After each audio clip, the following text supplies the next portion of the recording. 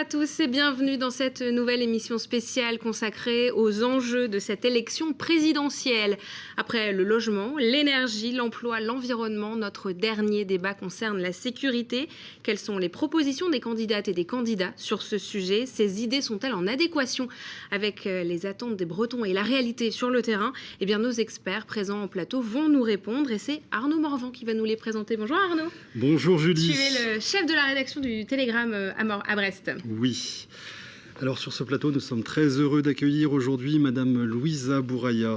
Madame Louisa Bouraya, bonjour. Vous êtes la présidente de l'association Ici Femmes d'Europe et d'ailleurs. C'est une association de quartier qui est installée à Pont-à-Nézen à Brest. Vous êtes chevalier de l'Ordre national du mérite. Félicitations.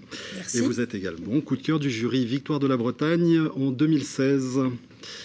Monsieur Stéphane Andry, bonjour. Bonjour. Monsieur Stéphane Andry, vous êtes policier, vous êtes brigadier chef au commissariat de Brest et vous êtes secrétaire départemental du syndicat Alliance Police dans le Finistère. C'est ça. Maître Rabat Laraba, bonjour maître. Bonjour. Vous êtes avocat, vous êtes installé à Brest et vous êtes spécialisé en droit pénal. Tout à fait. Monsieur Charles Compagnon, bonjour. Vous êtes conseiller municipal à Rennes, vous êtes chef de file du groupe de la droite et du centre, vous êtes restaurateur aussi. Vous étiez. J'étais. Merci à tous les quatre d'avoir accepté notre invitation. Alors avant d'entendre vos opinions, vos points de vue sur ce sujet, nous allons reposer les faits. La Bretagne est-elle sûre? Y a-t-il des zones plus sensibles que d'autres? Élément de réponse avec ce reportage d'Arthur Malter. La Bretagne est l'une des régions les plus sûres de France. On a épluché les statistiques du ministère de l'Intérieur et dans l'ensemble des catégories, la Bretagne ne dépasse jamais la 9e position sur 13. Alors, ça peut sonner bizarrement, mais c'est une bonne chose. Plus on est classé bas, moins il y a de criminalité. Et souvent, la Bretagne se classe même en dernière position. Vous êtes prêts pour une petite série de chiffres ? Sur l'année 2019, la Bretagne est la région qui compte le moins d'homicides, 0,9 pour 100 000 habitants. Le moins de vols avec armes, ex-aequo avec la Nouvelle-Aquitaine, 0,1 pour 1000 habitants. Le moins de coups et blessures volontaires, 3 pour 1000 habitants. Le moins de destruction et dégradation, 7,7 pour 1000 habitants. Et le moins de vols de véhicules, 1 pour 1000 habitants. Et ça, c'est une performance, surtout quand on se compare par rapport à la région PACA ou la région Île-de-France, qui se place quasiment systématiquement dans les 5 premières positions. Bref, ici, c'est pas la capitale, mais c'est pas non plus Marseille bébé. C'est Marseille bébé. Il y a quand même une catégorie où la Bretagne est surreprésentée, c'est la consommation de drogue et d'alcool. En 2018, parmi les jeunes de 17 ans, les Bretons étaient ceux qui expérimentaient le plus. Autre indicateur, l'alcool et la drogue sont impliqués dans 48% des accidents mortels en Bretagne contre 44% au niveau national. Bon, mais comme ailleurs, la Bretagne connaît aussi quelques points chauds et on en retrouve des exemples dans l'actualité récente. On peut citer par exemple le problème de stupes dans le quartier de Kercado à Vannes, ou alors plus récemment des voitures brûlées à Brest. On se souvient aussi des échauffourées aux mortiers d'artifice qui ont secoué le quartier de Pont-à-Nézen en début d'année, les violences et agressions qui ont augmenté dans le centre-ville de Rennes, et même dans des zones moins urbaines comme la cocaïne qui se banalise dans le Léon.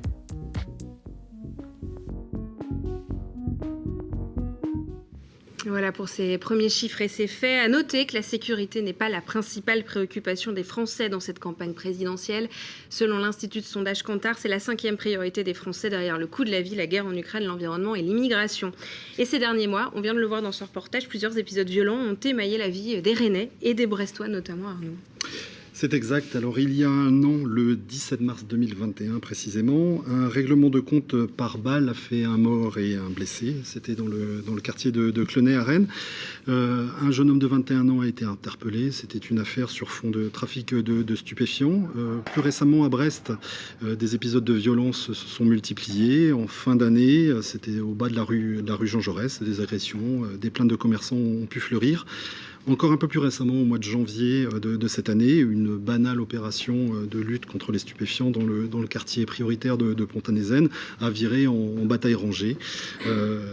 On a eu des jets de mortier qui ont accueilli les forces de l'ordre, des feux d'artifice qui se sont soldés finalement par des heurts, des violences, un policier blessé, des voitures incendiées, voitures finalement qui flambent assez régulièrement, notamment le week-end depuis cet épisode. On a comptabilisé 43 voitures incendiées sur Brest depuis le début de l'année. Depuis le début de l'année, on est... Alors, ces violences-là, ça ne date pas d'aujourd'hui, puisqu'on se souvient qu'en 2005, déjà, du temps de Sarkozy, les émeutes dans les banlieues, c'était quelque chose qui avait défrayé la chronique. Alors 15 ans après, 17 ans après, où en sommes-nous? Est-ce que ça a évolué? Comment a évolué la situation? Monsieur Andry, peut-être sur ce sujet, vous qui êtes sur le terrain. C'est pas Monsieur Sarkozy qui a réglé le problème, puisque vous en parlez. Effectivement, on vit des épisodes de violence dernièrement. Ce sont malgré tout, et votre reportage le dit bien, des épiphénomènes. Alors qu'il ne faut pas banaliser, qu'il faut prendre avec sérieux, auquel il faut répondre avec toute la force de l'État, tant par la police que par la justice, évidemment.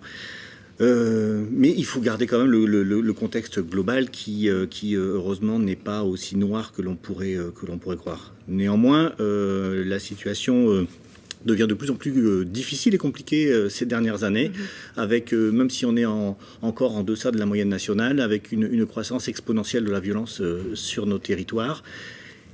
Et en parallèle, des services de police dont les effectifs ne croissent pas autant et les moyens de travailler, parce qu'il n'y a pas que les effectifs. Maître Laraba, sur ce sujet, vous aussi, comment vous voyez la situation évoluer? On est sur des faits de plus en plus violents. Je ne partage pas forcément cet avis.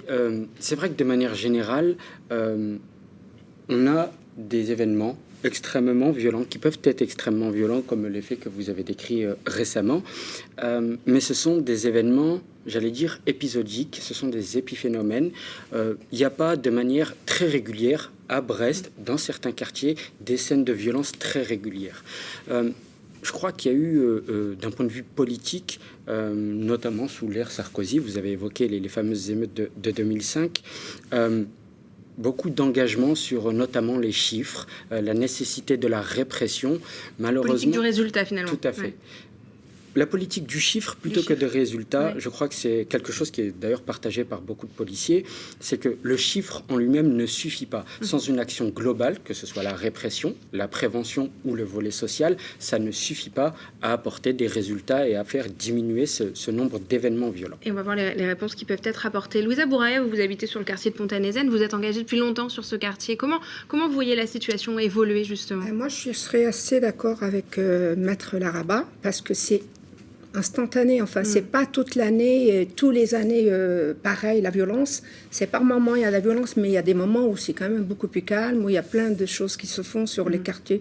Moi, je viens du quartier de Pontanézen, et vraiment, les gens vivent très bien, mais c'est que de temps en temps que ça arrive, qu'il y a une violence qui monte, comme ça. Il y a un groupe de une vingtaine qui vont faire qu'il y a de la violence, et aussi bien après, ça va retomber un temps, et après, ça repart encore.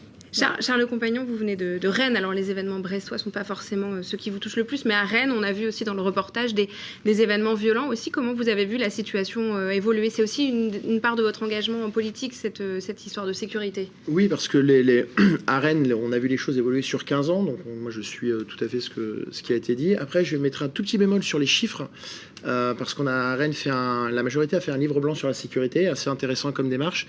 Et sur les coups et blessures... La majorité municipale qui est de gauche. Exactement, tout à fait. Et un chiffre moi, que j'ai retiré, c'est que 70% dans un sondage, 70% des victimes de coups et blessures ne portent pas plainte. Donc moi, je mettrai un gros bémol à tous les chiffres qu'on a entendus, parce que ces chiffres-là qui viennent, et je parle sous votre contrôle, c'est les chiffres de plainte. Donc clairement, un étudiant au centre-ville de Brest ou au centre-ville de Rennes qui va se faire attaquer ou qui vont se battre et qui aura des coups et blessures, qui subira, ne sera pas dans les chiffres qu'on a vus dans le reportage. Voilà. Je vais juste apporter ce petit bémol sur les chiffres. Et la deuxième chose, très rapidement, c'est que je crois que la Bretagne est à l'image aussi de Rennes, si je peux me permettre. On était très très bien à Rennes. Il y a 15 ans, on nous montrait, et la majorité d'ailleurs municipale de gauche disait on est mieux que les autres. Aujourd'hui, le discours de la maire, encore dernièrement, c'est on est comme les autres. Moi, je souhaiterais que la Bretagne, ne devienne pas comme les autres régions et qu'on garde cette spécificité assez apaisée et pacifique sur la région. Et en 5 ans, le pays a changé aussi avec une crise sanitaire, évidemment, économique, avec notamment les Gilets jaunes, mais aussi ces dernières semaines, une crise géopolitique. Alors, quelles ont été les conséquences de ces actions sur nos forces de l'ordre et notre sécurité? Pour en parler, c'est l'analyse d'Hervé Chambonnière. Bonjour Hervé. Bonjour. Alors, tu es grand reporter au Télégramme, spécialiste des questions de sécurité. Quel est ton point de vue sur le sujet? Alors, ça a déjà été souligné tout à l'heure, mais c'est bon de le redire. Les Bretons ont la chance de vivre dans une région plutôt préservée ou moins touchée que les autres. Pour le reste, tout est question de statistiques et de priorités. Avant, c'était les cambriolages. Aujourd'hui, c'est le terrorisme, les stupes, les violences conjugales. À vrai dire, on s'y perd un peu. Tout semble prioritaire au gré des affaires médiatisées, des faits de sociétés émergents. En vérité, encore, les forces de l'ordre elles-mêmes semblent déboussolées. En plus de ces priorités, celles-ci ont été accaparées ces 5 dernières années par la gestion du maintien de l'ordre, crise sanitaire, gilets jaunes, mouvement anti-vax et anti-pass, etc. Au final, on a des forces de l'ordre quasi embolisées, une justice quasi asphyxiée, avec des dossiers qui ne seront probablement jamais traités, comme me le confiait encore récemment un procureur dans une autre région. Aujourd'hui, qui a la solution ? Il y a ceux qui promettent de recruter plus, comme pour la santé, comme pour l'éducation, comme pour la justice, alors que les finances publiques explosent. Il y a ceux qui veulent mettre plus de bleu dans les rues, en récupérant des effectifs assignés à des tâches qui pourraient être déléguées au privé, par exemple, mais qui semblent oublier les services d'enquête plus que saturés. Il y a ceux qui pensent que la solution est technologique, mettre plus de caméras, alors que jusqu'à présent, aucune étude n'a pu démontrer la moindre efficacité de ce système. Il y a ceux aussi qui s'en remettent aux maires en leur demandant de créer leur propre police municipale, avec un risque réel, celui d'un engrenage infernal. Caméras ou policiers municipaux, il en faut toujours plus, avec toujours plus de moyens, avec en bout de course une facture qui s'annonce plus qu'indigeste pour le contribuable.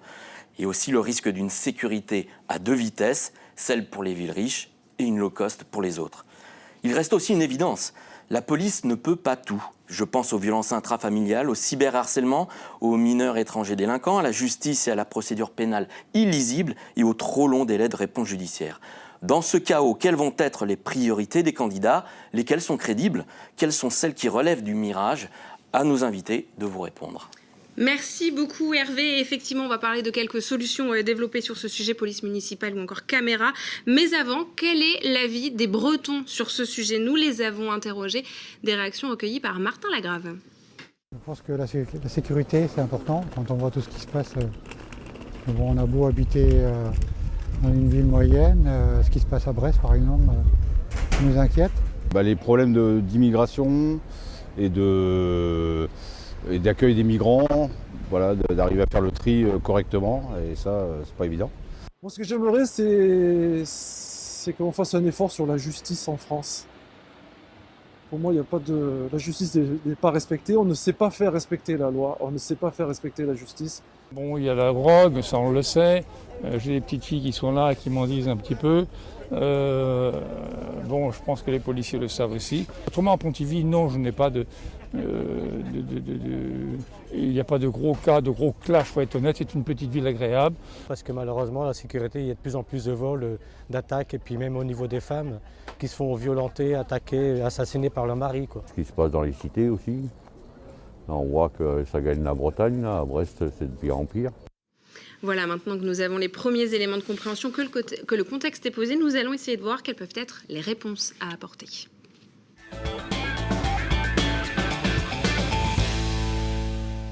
Et pour les candidats d'extrême droite que sont Marine Le Pen ou encore Éric Zemmour, la question de la sécurité est liée à celle de l'immigration. En Bretagne, les représentants de ces mouvements pointent souvent du doigt les mineurs non accompagnés, des jeunes hommes pour la plupart issus des pays du Maghreb, dont la prise en charge est renvoyée par l'État aux conseils départementaux. Il serait en Bretagne entre 500 et 600 selon des chiffres de 2017. Alors ces mineurs doivent-ils être renvoyés dans leur pays d'origine? Voici les propositions des candidats sur ce sujet, Arnaud. Alors on voit sur cette infographie qui s'anime que Emmanuel Macron est le seul des candidats à ne pas avoir répondu à ce questionnaire. Ceci étant posé, conformément à leur position historique, Éric Zemmour pour Reconquête et Marine Le Pen du Rassemblement national sont pour le renvoi systématique de ces mineurs. En revanche, les autres candidats, comme on a pu le voir, sont contre ces renvois. Stéphane Andry, dans votre quotidien de policier, la question de ces mineurs isolés, là, c'est quelque chose de préoccupant. C'est une délinquance qui soucie, qui donne du travail. Alors, c'est la délinquance des mineurs de manière générale qui pose un souci, puisque les moyens d'action de la police vers cette population de délinquance pose un problème, puisque nos moyens sont limités. Les mineurs isolés, oui, ça. Alors là encore, on est sur des épiphénomènes là aussi, puisque ils sont mouvants sur le territoire national. À combien les estimez-vous? On dit que 550, 600 individus sont sur le sort de la Bretagne. Je serais incapable de vous donner un chiffre, tant c'est mouvant. Du coup, on les met en avant, mais finalement, c'est pas tant eux le nœud du problème. Finalement, alors, c'est un problème, et c'est un vrai problème, mais c'est pas seulement un problème de la police. Alors oui, c'est un problème pour la police parce que on a l'impression de se battre à coups d'épée dans l'eau. C'est-à-dire qu'on va les interpeller. Quand on arrive à les interpeller, on va les présenter à la justice et puis on va les retrouver dehors parce que on ne sait pas gérer ces mineurs-là. Mais là, l'absence de gestion n'est pas de notre ressort à nous. Nous, on peut que constater effectivement qu'il y a un problème, être peiné pour les victimes parce qu'il faut aussi prendre en compte les victimes. Nous, on fait notre travail. Et derrière, interrogation. Charles Compagnon, en 2020, à Rennes, la police a procédé à 166 interpellations de jeunes de moins de 18 ans n'ayant pas la nationalité française. Ces jeunes sont-ils mal pris en charge aussi par l'État et donc par les conseils départementaux ? Alors, leur localisation, déjà, je peux vous apporter un témoignage. Les mineurs non accompagnés, moi, j'ai pas du tout le même écho entre ceux que on voit à Rennes et ceux qui sont en zone rurale. C'est-à-dire que quand on était dans les élections départementales, on discutait avec des gens qui étaient de ma tendance politique, qui me disaient mais c'est super, dans telle ville, etc. On a 4 jeunes, on s'en occupe, ils sont super. Bon, ceux, je vais pas avoir la langue le bois, ceux que moi je côtoie, Place Hoche, Place Saint-Michel, etc. On sait où ils sont. C'est une catastrophe.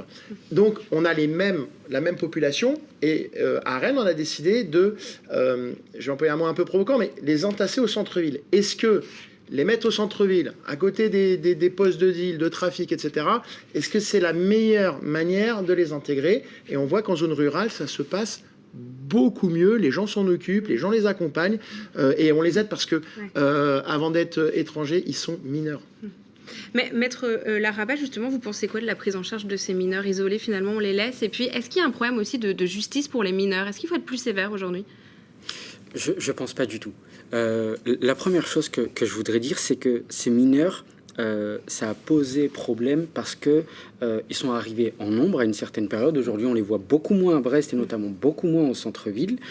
Et ils sont souvent à l'origine d'une délinquance, j'allais dire, visible et désagréable pour les citoyens parce que c'est des vols, c'est des agressions parfois violentes. Mais en réalité, aujourd'hui, ce phénomène, je crois, en tout cas par mon activité, a beaucoup diminué à Brest. Par la suite, sur le travail des policiers, effectivement, j'allais régulièrement au commissariat et m'indiquer leur désarroi face à la possibilité des prises en charge, face à le travail qui était fait ensuite par la justice. Mais bien que je comprenne ce point de vue, il ne faut pas oublier 2 choses. Le premier, c'est que ce sont des mineurs et effectivement, la tradition française, et j'ose espérer qu'elle le restera, c'est la priorité donnée à l'éducatif sur le répressif. La deuxième chose, et surtout pour ces mineurs-là, c'est qu'il ne faut pas oublier d'où ils viennent. Pour un certain nombre d'entre eux, j'allais dire, ils sont complètement déstructurés. Ils viennent de pays où ils ont grandi toute leur vie dans la rue et donc leur poser un cadre immédiatement ou les interpeller 1 fois, 2 fois, 3 fois et les présenter à la justice, ça suffira pas à les intégrer. Il faut avoir un accompagnement qui est proposé et qui, à mon avis, assez efficace, mais difficile à mettre en place sur le long terme. Louise Bourraillant, en quelques mots encore sur cette partie, est-ce qu'en matière de délinquance, souvent on stigmatise aussi une partie de la population, comme on peut stigmatiser ces mineurs isolés, on peut stigmatiser aussi une partie de la population des quartiers? Oui, tout à fait, automatiquement systématisé. Mais moi, je dirais pour les mineurs donc de l'immigration qui sont sans parents et il y a beaucoup quand même qui sont pris, quand ils sont pris en charge et qui sont accompagnés, il y a une réussite au bout. Donc la répression, oui, quand il y a besoin, on va pas se voiler la face, mais de ce qu'ils ont besoin de plus, c'est un accompagnement pour pouvoir réussir et s'installer aussi, trouver du travail, du stage. Mais il y a aussi cette image qu'on donne d'eux, qui les pénalise, et puis voilà quoi. Alors on continue à avancer. Autre solution qui se développe et qui a fait débat ces derniers mois à Brest, c'est le déploiement de caméras de vidéoprotection. Hervé en parlait. Le préfet a imposé l'installation de caméras. 15 devraient être déployées d'ici le mois de juin. Il en existe déjà 250 sur des bâtiments publics et 200 autres devraient être installés sur des bâtiments publics à Brest d'ici la fin de l'année. L'installation de caméras est légale en France depuis 1995 et depuis, le déploiement a lieu aussi bien en ville qu'à la campagne. Alors pour le constater, on va faire un petit détour à Gouesnou. C'est une ville de la métropole brestoise de plus de 6000 habitants. 63 caméras sur la commune, c'est une pour 100 habitants. Et selon les données de la mairie, ces caméras ont été utilisées dans près de 90 identifications depuis 2017. Le maire Stéphane Roudotte, qui est aussi conseiller régional dans le groupe de la droite et du centre, nous en dit plus. Nous sommes dans les locaux de la police municipale, donc c'est l'endroit où la police reçoit les Gouesnousiens ou d'autres personnes d'autres communes pour échanger sur du dépôt de main courante, pour évoquer une difficulté, mais c'est aussi l'endroit où, sur réquisition de la gendarmerie ou de la justice, la police municipale visionne des images de notre système de vidéoprotection.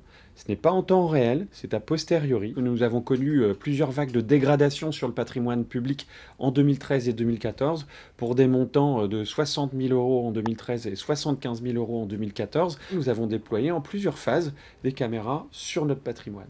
Et de façon automatique, nous avons vu chuter radicalement en fait ces dégradations, ces intrusions. Moi, je n'ai jamais prétendu que les caméras empêchaient. Ça dissuade très largement des dégradations, ça déplace aussi probablement de la délinquance. Et nous arrivons à résoudre entre 20 et 25 affaires par an à la demande de la gendarmerie et de la justice.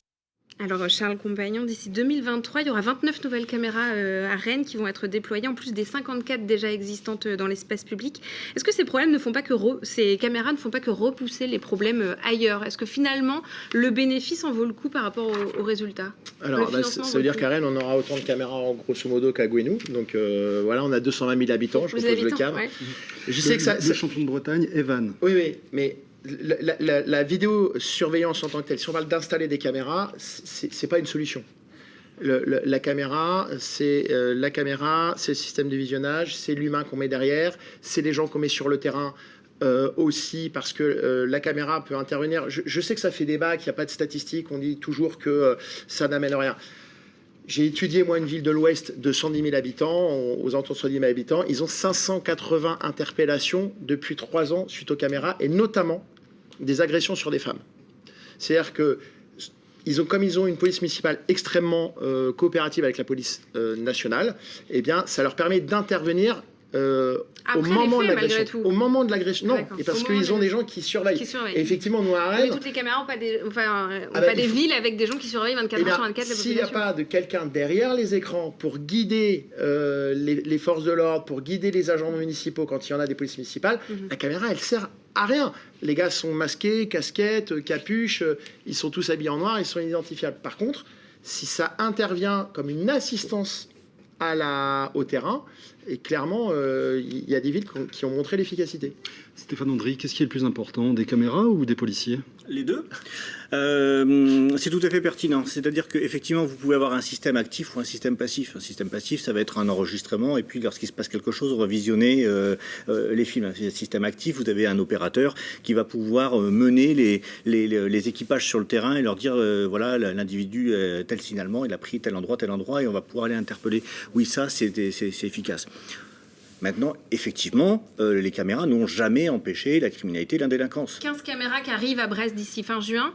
C'est un bon début. Voilà, on va retenir ça. Vous les demandiez, vous étiez ça fait des années que nous, Alliance Police Nationale, on réclame des caméras. On est au 21e siècle. C'est dommage de se priver de cet outil. En fait, c'est quelque chose de génial pour l'aide à l'enquête. Voilà. Un bon film, une belle image, ça vaut toujours mieux qu'un long discours. 15. Mais est-ce qu'il ne vaut pas mieux plus d'humains? Parce que vous avez eu un renfort policier de 14 postes supplémentaires en septembre 2021.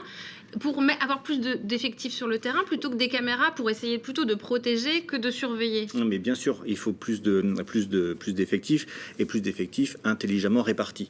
C'est-à-dire qu'on a besoin d'effectifs sur le terrain, mais on a aussi, comme le disait votre collègue tout à l'heure, besoin d'effectifs pour l'investigation. On a besoin d'effectifs pour la prévention. On a besoin d'effectifs pour la répression. On a besoin d'effectifs en tenue pour patrouiller. On a besoin d'effectifs pour les bacs. Voilà. Mais néanmoins, ces caméras-là vont nous aider dans notre travail quotidien. Maître Laraba, ce côté souriez, vous êtes filmé, là, ça vous convient? Ça aide pour la justice aussi, comme dit Monsieur Andry, pour la résolution d'enquête? La première chose que je souhaitais dire, c'est qu'il n'y a aucune étude sérieuse qui n'a été menée sur l'efficacité de la vidéosurveillance dans les enquêtes. À titre personnel, dans mon travail, je vois effectivement que de manière très occasionnelle, ça permet de résoudre des enquêtes ou ça contribue à la résolution de l'enquête. En réalité, le coût est extrêmement important. Les moyens d'action... Le fonds, juste pardon pour préciser, le Fonds interministériel de prévention de la délinquance, le FIPD, qui prévoit pour 2022 une enveloppe de l'État de 80 millions d'euros, une partie de cette enveloppe va servir à financer la vidéoprotection en France, pour parler de chiffres. Ça coûte 80 millions d'euros, énormément d'installer les caméras de vidéosurveillance. Ça coûte aussi énormément en fonctionnaires de police ou personnes privées qui sont chargées ensuite d'utiliser et de surveiller ces images. L'idée d'être tous filmés, à titre personnel, ne me plaît pas. Si vous voulez, si on reprend l'exemple de Brest avec la place de la Liberté, plutôt que 15 caméras en permanence qui filment l'activité de nombreux citoyens, je préférerais peut-être qu'il y ait des effectifs supplémentaires de police qui patrouillent plus régulièrement sur la place de la Liberté. Louisa Bouraillet, il va y avoir des caméras qui vont être parmi ces 15, il y en a qui seront dans le quartier de Pont-à-Nézen. Est-ce que ça rassure la population aussi? Non, parce que ça fait que déplacer le problème d'une rue à l'autre. Et moi, je dirais que je ne suis pas pour la caméra surveillance, mais je suis plus pour l'humain. Je vais juste rapidement dire qu'à une époque, on avait un poste de police qui était à Pont-à-Nézen. Les policiers se baladaient dans le quartier, ils échangeaient avec les jeunes. Ils faisaient partie de l'image du quartier. Donc, ça se passait très bien. La communication entre eux, les jeunes, les habitants, il n'y avait pas de souci autant qu'il y a maintenant, quoi. C'est de plus ça qu'on a besoin. D'avoir... Vous regrettez la disparition de la police de proximité? Oui, tout à fait, oui. Alors justement, on parlait d'humains, et bien à côté des caméras, est-ce qu'il faut ramener plus d'humains dans les zones difficiles? Est-ce que cela passe par la présence d'une police municipale? À Brest, suite à une opération de stupéfiants, la police a été prise à partie dans les quartiers avec des tirs de mortier. Dans la foulée, les élus sur place et le maire ont également été menacés en arrivant sur place. Est-ce qu'il y a une dérive à la Marseillaise à craindre? Est-ce que les trafiquants tiendraient les quartiers, Stéphane Andry, aujourd'hui? Comme a pu le dire notamment Marine Le Pen quand elle est venue sur place ici. Alors, je vais surtout écouter ce que disent les Brestois. En fait, oui, il y a des groupes qui tiennent certains endroits des quartiers à Brest par les trafics en tout genre, et notamment le trafic de stupes. Néanmoins, la police va partout. Alors, elle n'y va pas toujours de la même manière, elle n'y est pas toujours accueillie de la même manière, mais la police à Brest va partout, et on continuera à aller partout. Ça ne veut pas dire qu'il n'y a pas de problème, ça ne veut pas dire qu'il n'y a pas des choses à faire. Mais est-ce que les pompiers vont partout parce qu'ils ne rentrent plus dans le quartier sans la police? Ouais, alors ça c'est pareil, ça c'est un problème de valeur, hein. Pas de la part des pompiers. Enfin, quand on est arrivé à aller jeter des cailloux sur les pompiers ou pire, enfin, ils sont là encore plus que nous pour sauver les gens. Enfin bon, à Brest aussi, sur les derniers événements, on les accompagne parce qu'on arrive dans des moments où c'est compliqué. Heureusement, c'est pas toute l'année non plus qu'on a à escorter nos amis pompiers. À Rennes, est-ce que vous diriez aussi qu'il y a une dérive des zones qui ne sont plus républicaines? Alors, j'irai pas jusque-là. On n'a pas franchi le Rubicon, mais quand j'écoute vos collègues rennais, on en prend vraiment le chemin. Et aller dans un quartier, c'est pas intéressant. Moi, je suis dans les quartiers. Quand je vois la voiture de police qui passe, clairement, je vais vous dire, ça m'énerve. Parce on n'a pas envie qu'elle passe. On a envie qu'elle s'arrête, qu'elle discute, qu'elle aille voir le fleuriste, qu'ils aillent voir le boulanger. La vraie police de proximité, et c'est pour ça que moi je défends une police municipale, parce que si on fait de l'enquête, si on fait ce que vous faites, monsieur, on ne peut pas faire ça. Donc c'est le relais que peut prendre la police municipale, qui est une vraie police de proximité, de médiation, et qui peut désamorcer des situations, mais pas en passant en voiture à 4 et en disant on est passé dans tel quartier, mais plutôt en s'arrêtant, en prenant le temps, en sectorisant aussi des quartiers par rapport à des policiers. Alors, allez-y, monsieur Andry. Ouais, j'ai été îlotier dans le quartier des Batignolles à Paris. dans les années 90. Voilà. Je vois bien de quoi vous voulez parler. Et la police nationale savait le faire à l'époque. Et on n'était pas pour autant 100 000 de plus. Et aujourd'hui, vous avez trop de missions, comme disait Hervé. Mais aujourd'hui, on répond à ce que le politique nous demande. C'est-à-dire que votre collègue le disait encore tout à l'heure, un coup on va nous demander d'aller faire la chasse aux stupes, un coup on va nous demander d'aller faire la chasse à ceci, un coup d'aller faire la chasse à cela, ou à la fin de la journée, on ne sait plus ce qu'on a fait. Aujourd'hui, on est des spécialistes de la généralité. Voilà, c'est ça. On fait un peu de tout et n'importe quoi. On a besoin d'avoir un cadre, bien sûr, évidemment, avec une doctrine politique. Mais bien évidemment, il faut aussi qu'on ait une lisibilité sur le long terme, ce qu'on n'a plus aujourd'hui. À Gouesnou, on a vu tout à l'heure le déploiement de caméras. La ville dispose aussi de 2 agents municipaux armés. À Rennes, la police municipale, ce sera 115 agents d'ici fin 2022. On rappelle, pour 220 000 habitants à peu près. Une police qui n'est pas armée, mais qui dispose de pistolets à impulsion électrique. Et pour rappel, en France et en Bretagne, Brest est la seule ville de plus de 100 000 habitants à ne pas avoir de police municipale. Le maire en fait même une fierté, comme il l'a dit dans Ouest France il y a quelques jours. Il renvoie la gestion de la sécurité à celle de l'État. Une brigade de tranquillité urbaine va être déployée d'ici le mois de juin. La formation est en cours. Louisa Bourraillaz, je vous voyais acquiescer à ce que disait Monsieur Compagnon sur la police municipale. Vous préférez une brigade de tranquillité urbaine ou une police municipale? Non, une brigade de tranquillité urbaine sur les quartiers. Ouais. Et moi, je joins parce que c'est vrai qu'il faut de l'humain. Et je sais, ce qu'on met, l'argent qu'on met dans les caméras, si on le mettait à mettre des effectifs plus pour qu'ils soient plus présents sur les quartiers et faire de la pédagogie, à discuter avec les jeunes, les habitants. Est-ce que les jeunes seraient réceptifs à cette police de proximité? Je pense que oui. À force, peut-être pas au début, mais ça viendra. Ça viendra parce qu'il y a une époque où on l'a connu, ça se passait très bien. Donc la police faisait partie du quartier, donc ça se passait très bien. Mais voilà, ils travaillaient avec toutes les structures, les associations aussi dans le quartier, en lien. Mettre Laraba sur ce sujet. On a une BAC de jour qui est aussi arrivée à Brest avec 12 fonctionnaires.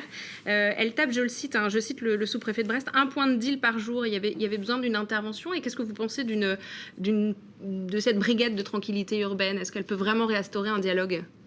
Alors, si la brigade de tranquillité urbaine fait partie de la police nationale, pourquoi pas? Par contre, sur l'idée que on ait une brigade qui intervienne spécifiquement dans les quartiers pour faire des opérations, j'allais dire, coup de poing, je suis très dubitatif. Sur la BAC, vous êtes dubitatif sur cette... Très dubitatif de manière générale sur ce type d'opération. Sur la BAC de jour, pareil. Parce que ce sont... Comme il y a des épiphénomènes de violence, ce sont des petits coups parfois portés à une délinquance. Mais en réalité, on le voit dans ces fameuses opérations coup de poing, sont interpellés essentiellement de très jeunes gens, de faibles quantités de stupéfiants. Ce n'est absolument pas de cette manière qu'on résout des problèmes. Est-ce que la justice a les moyens d'engager des procédures au long cours pour essayer de taper des plus gros poissons? Ça arrive tous les jours. Ce sont des services, notamment la brigade des stupéfiants, notamment le service de la police judiciaire, qui mènent des enquêtes. Alors, ça prend beaucoup de temps, ça coûte de l'argent et du travail des enquêteurs, mais ça mène à des procès, ça mène à des procédures d'instruction, des procès ensuite, des condamnations, où il y a des saisies de stupéfiants, d'argent, etc. Est-ce que cette police municipale, elle peut aussi, on parlait du volet un peu répressif là depuis le début, mais ramener un côté social aussi, de discussion, d'échange, comme disait Louisa Bourraillaz? Est-ce que vous y croyez au dialogue finalement aujourd'hui entre la police municipale, la brigade de tranquillité urbaine et les délinquants qu'il peut y avoir? Alors, de manière générale, le dialogue entre la police et la population, j'y crois. Par contre, le dialogue entre la police municipale, la population et la police nationale d'un autre côté, je n'y crois pas tellement. De manière générale, je préférerais qu'on ait un cadre de police, uniquement celui de la police nationale, avec peut-être plus d'effectifs, des missions mieux réparties, etc. Mais la répression ou la prévention en matière de sécurité doit rester le domaine régalien de l'État. Charles Compagnon, vous vouliez réagir? Moi, je l'ai vécu à Rennes, parce que j'avais un restaurant et on voyait très bien les policiers municipaux qui arrivaient dans le centre-ville et qui prenaient leurs informations, qui prenaient la température, qui allaient voir les commerçants, qui venaient me voir, qui me demandaient comment ça va en ce moment, et on pouvait leur parler, et eux remonter. Tout dépend aussi de ce que fait le maire, parce qu'il y a une convention avec la police nationale, et ça leur permet d'avoir un relais vraiment de terrain, et en plus qui est municipal, donc qui est vraiment ultra ultra-local. C'est des sigles finalement, police municipale, brigade de tranquillité urbaine. Ce qu'il faut, c'est des gens qui aillent au dialogue sans forcément être dans la répression. Et puis des missions aussi, parce que ça permet de soulager aussi la police nationale pour du travail d'enquête, pour du travail de profondeur, comme je disais, les grosses quantités, les stupes. La police municipale fait pas un travail de stupe, elle va plutôt faire un travail de proximité. Monsieur Andry, vous avez besoin de ce tampon, de ce vecteur aussi un peu entre la population et vous? On l'avait pas autrefois et ça fonctionnait bien. Donc je dis à l'époque des îlotiers qui patrouillaient justement dans le quartier de Pont-à-Nézen notamment, on n'avait pas besoin de cette police municipale. Aujourd'hui, on nous a dirigés vers d'autres missions qui font que on a une carence sur ce domaine-là et où effectivement la police municipale serait un appui non négligeable. Alors, faut-il imposer une police municipale dans les villes d'une certaine taille? Qu'en pensent les candidats? Tu vas nous donner leur opinion. Arnaud. Oui, sur la question de la police municipale obligatoire dans les communes d'une certaine taille, ce qu'on peut noter là encore, c'est qu'à droite, les candidats sont les plus favorables à cette mesure. Valérie Pécresse et Marine Le Pen sont pour, Éric Zemmour et les candidats de la gauche, eux, sont contre. Et cette police municipale doit-elle être armée? Selon un document statistique du ministère de l'Intérieur de 2019, plus de 12 000 agents étaient dotés d'un pistolet ou d'un revolver, soit plus de la moitié des agents recensés sur le territoire à cette époque. Là aussi, tu vas nous donner l'avis des candidats sur ce sujet. 3 candidats sont favorables à cette mesure. Ce sont ceux de la droite et de l'extrême droite. Valérie Pécresse pour les Républicains, Marine Le Pen pour le RN et Éric Zemmour pour Reconquête. Pour les candidats de la gauche, ils sont tous opposés à cette idée. Emmanuel Macron, lui, ne s'est pas exprimé et aucune mention de ce sujet dans son programme. Charles Compagnon, à Rennes, vous vous demandez l'armement de la police municipale. Qu'est-ce que ça apporte de plus de mettre des armes dans la rue, en circulation? Alors déjà, ils sont confrontés aux armes parce qu'il y a 2 policiers municipaux qui sont intervenus sur des personnes qui étaient armées. Voilà, donc c'est réel. Et moi, si on les arme pas, il n'y a aucun souci. Mais on leur enlève le gilet pare-balles. Parce que ça n'a aucun sens. Ah oui, aujourd'hui, ils ont un gilet pare-balles. Ils ont un gilet pare-balles. Donc, ils ont un gilet pare-balles. Donc, ça veut dire qu'on pense quand même anti-lacération, anti-coup de couteau et anti-balle. Donc, on leur met un gilet pare-balles pour les faire intervenir en disant ils doivent aller partout, y compris dans les quartiers. Et en même temps, on leur donne un tonfa ou une gazeuse. Et un PIE... Un pistolet à impulsion électrique. Un PIE, voilà, pistolet à impulsion électrique, qui est une arme de catégorie 4 ou de catégorie 5. Donc, de toute façon, techniquement, ils sont armés aujourd'hui. Ceux qui ont un PIE, c'est considéré comme une arme. Louisa Bouraya, une police municipale qui serait armée face à des jeunes de quartier ou même dans les quartiers, qu'est-ce que c'est dangereux parce que déjà mettre des armes, déjà là la police on la voit que quand il y a vraiment une violence, donc on ne la voit pas tous les jours pour qu'elle fasse partie du quartier et que les gens s'habituent à la voir là, circuler. On la voit que des coups de poing quand vraiment il y a des violences avec un groupe qui veut parler de lui, mais voir en plus des armes, je trouve que c'est vraiment dangereux. Enfin, moi personnellement. Stéphane Andry, il n'y aura pas de police municipale à Brest, mais est-ce que s'il y en avait une, vous aimeriez qu'elle soit armée? Pas d'armes, pas de police. Pas de police municipale? Vous n'appelez pas police si c'est pas armé. On retire le nom police s'il n'y a pas d'armes. Finalement, la brigade de tranquillité urbaine, ça correspond... Écoutez, on est dans un monde, on n'est pas dans le monde des bisounours. Les policiers municipaux qui interviennent sur la voie publique, oui, à la base, ils ont une mission de prise de contact avec les gens, d'amélioration du rapport police-public. Oui. Mais ils vont tourner au coin d'une rue, il va y avoir un vol à main armé, il va y avoir des gens armés, ils vont tomber sur un point de deal, ils vont tomber sur un trafic de stupactifs. Et là, ça se passe comment? Donc, ils sont policiers municipaux, peut-être, mais en tout cas, ils sont armés s'ils doivent intervenir sur la voie publique. Maître Laraba, pour vous, ça montre aussi une escalade de moyens, d'outils Je crois que c'est surtout... Et en face, peut-être une réponse aussi avec une escalade d'outils de violence. Je crois que c'est une mauvaise solution à, j'allais dire, un faux problème. Je vous l'ai dit tout à l'heure, je n'étais pas tellement favorable au développement de police alternative, j'allais dire, à la police nationale. Si on veut créer une police municipale ou une brigade de sécurité, tranquillité urbaine, qui est plus, j'allais dire, qui a plus des fonctions de médiation, de relation avec la population, elle n'a aucun besoin d'être armée. Par la suite, s'il y a effectivement une police municipale au sens classique du terme, dans la mesure où ils n'ont pas le statut de policier national, où ils n'ont pas la formation adéquate, leur mettre des armes entre les mains me semble quelque chose d'extrêmement dangereux. Ils ont plus. Alors, je vais peut-être vexer notre camarade d'Alliance, mais les policiers municipaux qui sont armés ont plus d'entraînement au tir que les policiers nationaux. Non, vous me vexez pas. Vous confirmez? Voilà, je le dis, le micro est là. Voilà, ils sont plus formés que les policiers nationaux. En formation initiale, peut-être pas, mais en formation continue, tout à fait. Alors, stop à un moment. Je veux dire, c'est pas l'arme qui est dangereuse, c'est celui qui la tient. Ok. Donc, un policier municipal, c'est quelqu'un qui est formé, c'est quelqu'un qui est habilité à porter une arme sur la voie publique, c'est quelqu'un qui sait s'en servir, qui connaît le cadre légal d'utilisation de son arme et qui est pas là. Enfin, je veux dire, c'est pas le Far West non plus, même si on est en Bretagne. Regardez vos chroniques, on ne voit pas tous les jours à tel endroit un policier national, municipal ou un gendarme a fait un usage abusif de son arme. Ils la sortent pas d'ailleurs quand ils sont agressés, ils ne sortent pas leurs armes. Les non, policiers. Parce qu'on sait qu'on va avoir plus d'emmerdes, pardon pour l'expression, mais enfin bon, bref. Maître Laraba, vous souhaitiez réagir aussi? Oui, je suis toujours pas favorable à l'armement des policiers municipaux parce que le policier national qui intervient tous les jours, qu'il soit enquêteur au commissariat ou qu'il soit entre guillemets policier de terrain, il a tous les jours son arme sur lui, il a tous les jours affaire à des situations qui peuvent être tendues. Si vous voulez, c'est dans son quotidien la maîtrise de ses nerfs et la maîtrise de son arme. Un policier municipal, de manière générale, il est beaucoup plus dans le dialogue et dans l'échange. Les situations tendues, et fort heureusement, il ne les voit pas tous les jours, loin de là. Donc, malgré sa formation, j'ai quand même de gros doutes sur l'utilisation d'armes létales par des policiers municipaux. Alors, on va maintenant commencer la dernière partie de cette émission dédiée à la question du cannabis qui apparaît, au vu des discussions, comme assez centrale dans ce sujet. Faut-il légaliser la consommation? Alors, on l'a vu, la Bretagne est en bonne position pour la consommation de drogue et d'alcool. La drogue, cela touche à la fois les villes et les campagnes. À Brest, le maire a soulevé le sujet de la dépénalisation lors d'un des derniers conseils municipaux.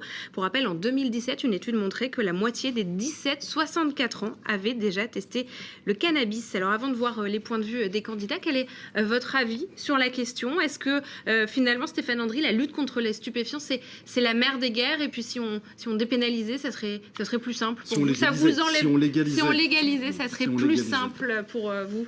Ça vous ferait moins de généralités à traiter? Pas du tout. Pas du tout. Et plutôt que l'avis du maire de Brest, je préférais avoir l'avis d'un conseil médical, voilà, de médecin, d'addictologue, enfin bon, bref. Non, pour nous, ça changerait rien. La nature ayant horreur du vide. Tous ceux qui vivent de ces trafics, mais demain, ils vont faire quoi si on légalise le cannabis? Ils vont aller gentiment frapper à la porte des entreprises pour nous. Vous n'auriez pas un petit job pour nous? L'État nous a piqué le nôtre? Enfin, il faut arrêter d'être candide. On parlait tout à l'heure. Ça représente quoi justement le trafic de stupéfiants au commissariat, par exemple, Colbert de Brest? Alors, je suis incapable de vous dire, mais enfin, sur tout ce qui est stupéfiant, oui, c'est peut-être 80-90%. Mais en tout cas, on voyait dans le début de votre reportage également une montée de la consommation de la cocaïne en Bretagne. Bon, demain, on légalise le cannabis. Il est bien évident que le cannabis récréatif qui sera vendu dans des points officiels n'aura pas une teneur en THC. Voilà, c'est comme les degrés d'alcool. C'est une des molécules du cannabis. On ne va pas vendre de l'absinthe comme il y avait dans le quartier latin au siècle dernier. Enfin, un gros cocktail là quand même. Non, mais ce que je veux dire, c'est qu'on vendra quelque chose qui sera d'une puissance moindre que ce que peuvent avoir certains. Donc déjà, on aura, j'imagine, un trafic toujours parallèle avec une teneur en THC plus importante. Et puis sur des drogues plus difficiles, puisque ceux qui en vivent, eh bien, ma foi, il faudra bien continuer à gagner sa vie. Maître Laraba, je vois vos yeux qui se lèvent au ciel et votre opposition à ce que vient de dire Stéphane Andry. Vous pensez que ça peut permettre de sortir d'une certaine spirale dans les quartiers, aussi de financement, parce que là, on parle d'une économie. Alors, j'ai pas de position, dogmatique sur la légalisation du cannabis, parce que je vois ses effets néfastes. Alors, je parle pas encore de trafic, de règlement de compte ou autre, mais simplement sur l'état de santé des gens. Effectivement, ça a des positions. J'ai pas de position. Le rapport parlementaire de 2021 encourage cette légalisation. Ce que je vois par contre, parlementaire, pas médical. Ce que je vois par contre de manière globale, c'est que le tout sécuritaire ou le tout répressif n'a rien apporté. Au contraire, la France est le pays européen où on a le plus grand nombre de consommateurs de stupéfiants. Et pourtant, on est l'un des pays les plus répressifs. Alors, avec une politique du ministère de l'Intérieur récemment, Gérald Darmanin, qui était très active sur le sujet. Tout à fait. Et malgré des années de répression, on n'a aucun effet ni sur le trafic, ni sur la consommation des jeunes. Et deuxième point, ça a été évoqué par M. Andry tout à l'heure, cette espèce d'effet cliquet qui n'a jamais été démontré sur l'usage du cannabis, par exemple, qui serait une sorte de porte ouverte à la consommation de drogues dites plus dures. Ça n'a jamais été démontré par une étude scientifique sérieuse. En réalité, les gens qui consomment du cannabis et qui veulent s'arrêter là consomment uniquement du cannabis. Et si ensuite d'autres veulent passer à d'autres produits stupéfiants, notamment la cocaïne ou l'héroïne, ils y passent, qu'il y ait de la répression ou pas. Je vous laisse la parole juste après, Monsieur Compagnon. Je voudrais juste interroger Madame Bouraya sur le sujet pour avoir un petit peu votre avis sur le cannabis dans les quartiers. Est-ce que c'est vraiment ce fléau? Est-ce que la population, elle est démunie aussi face à ces trafics qui sont en bas de chez eux? Elle est démunie. Et en plus, enfin, moi, je suis personnellement, et beaucoup de gens, contre à ce qu'on la libère, qu'on la légalise. Pourquoi? Parce qu'on ne sait pas médicalement l'effet sur long terme sur cette jeunesse qui va consommer et qui aura la liberté de consommer tout le temps. Donc vous êtes contre la légalisation du cannabis. Ça ne résoudrait pas les problèmes qu'il peut y avoir dans les quartiers? Non, ça ne résoudra pas. Je pense que ça va s'empirer. Cher Compagnon. Oui. Alors, ce qu'il faut que les gens comprennent bien, les gens qui nous regardent, la drogue, et je parle encore une fois sous votre contrôle, c'est un business. Il faut le voir vraiment comme une entreprise avec des clients, des fournisseurs. C'est 12 à 15 millions de chiffre d'affaires dans le quartier de Carcado à Vannes, en estimation. C'est un business. Et ce sont des businessmen, ce sont des experts. Ces jeunes de 12 ans, même les chauffeurs de 8 ans, moi j'ai pu croiser, j'étais sur le nouveau point de deal du cimetière de l'Est, je les ai rencontrés, j'ai discuté avec eux, avec d'autres. Et c'est incroyable, ils ont un talent. Ils ont un talent, ce sont des businessmen. Et donc, c'est un business. Si on leur enlève ce business-là, ils ont déjà anticipé la légalisation. Il faut pas prévoir un volet justement à côté. Ils sont sur la cocaïne, ils sont sur l'héroïne, ils sont sur l'extra. Et ils sont sur le trafic de cigarettes. La cigarette, elle est légale aujourd'hui. Bon, on a du trafic de cigarettes et on a de la violence sur le trafic de cigarettes. Donc, on voit bien que la légalisation pour dire on va légaliser et comme ça on n'aura plus de violence, ça réglera pas parce que ce business va continuer. Il faut que les gars ils fassent leurs affaires. Donc, je pense que c'est une mauvaise idée et j'inviterai les parlementaires à venir dans les restaurants, voir les jeunes qui fument du cannabis tout le temps pour se détendre et puis pour tenir le coup, et ils verront les dégâts que ça fait. Alors, il n'y a pas que les parlementaires, on s'aperçoit aussi qu'il y a des politiques de premier plan qui, eux, s'orientent favorablement vers la légalisation. C'est une position qui est défendue par les jeunes avec Macron. On voit que hors Bretagne, Arnaud Robinet, maire LR de Reims, est sur cette ligne, et également Édouard Philippe, en tout cas son parti Horizon, défend aussi cette position. Vous leur dites quoi? J'ai provoqué, tant pis. Votre famille politique. Hein. Mais je dirais que c'est une position de feignant. C'est-à-dire qu'ils pensent que parce qu'ils vont légaliser, c'est comme si je disais je vais légaliser le vol parce que j'arrive pas à arrêter tous les voleurs. Et voilà, donc ça fait du mal. Les neurologues tirent la sonnette d'alarme. Moi, je suis pas médecin, j'écoute les neurologues. Ils tirent la sonnette d'alarme. Donc est-ce qu'il faut agir sur la consommation aussi? Parce que finalement, c'est des jeunes de partout qui viennent dans les Il faut agir sur la consommation plutôt en aidant les jeunes à trouver des stages, à trouver du travail, à aider aussi à la scolarité, à réussir la scolarité dans les familles qui ne peuvent pas aider leurs jeunes à faire la scolarité. Vous avez dans les quartiers des jeunes qui s'accrochent, parce qu'il n'y a pas que 20 qui font des bêtises et qui font parler d'eux, mais il faut parler des centaines qui s'accrochent aux études pour réussir et que les ressources qu'ils ont avec les familles, arrivés à 16 ans, ils ne peuvent plus aller. C'est pas comme des gens, enfin des jeunes qui habitent dans le centre-ville ou qui ont des parents aisés, qui vont payer les études et qui peuvent aller très loin pour avoir des métiers. Ces jeunes-là, il faut les aider parce qu'ils ont envie de réussir. C'est pas en mettant, bien sûr, égaliser la drogue parce que c'est de l'argent facile et puis on finit par tomber dedans, quoi. Alors on voit que sur ce plateau, l'opposition à la dépénalisation est plutôt en majorité. Bien, c'est pas le cas dans la population française. Les Bretons sont plutôt favorables à cette légalisation. On va regarder les résultats de ce sondage lancé par le Télégramme en mars. On le voit, 61% des personnes qui ont répondu sont pour. Des chiffres qui confirment aussi une enquête de l'IFOP pour le site cbdgramme.com qui a été sortie en juin 2021 où 51% des Français se disaient favorables à la dépénalisation. C'est la première fois que la majorité des Français étaient favorables à cette dépénalisation depuis le vote de la loi de 1970 qui encadrait et réprimait la consommation de drogue. Quelle est l'opinion, Arnaud, des candidats sur ce sujet, maintenant qu'on a vu ceux de la population ? Eh bien, on ne sera pas surpris d'apprendre que c'est la gauche qui est plutôt favorable à cette mesure de dépénalisation. Yannick Jadot, l'écologiste, Jean-Luc Mélenchon sont pour. Fabien Roussel, lui, le candidat communiste, y est opposé. C'est pas du jour. Le PC a toujours été sur cette ligne. À droite et à l'extrême droite, là aussi, sans surprise, c'est l'opposition. Allez, c'est la fin de cette émission. On va revoir les prises de position des candidats sur les différents sujets. On note une présence forte sur ces questions de sécurité, du clivage droite-gauche, à l'exception de Fabien Roussel, tu viens de le dire Arnaud, sur la gestion du cannabis. À gauche toujours, il faut quand même noter que c'est Jean-Luc Mélenchon qui a le programme le plus fouillé sur ce sujet, pas moins de 26 pages dans son programme. Valérie Pécresse, elle a promis de ressortir le Karcher de la cave.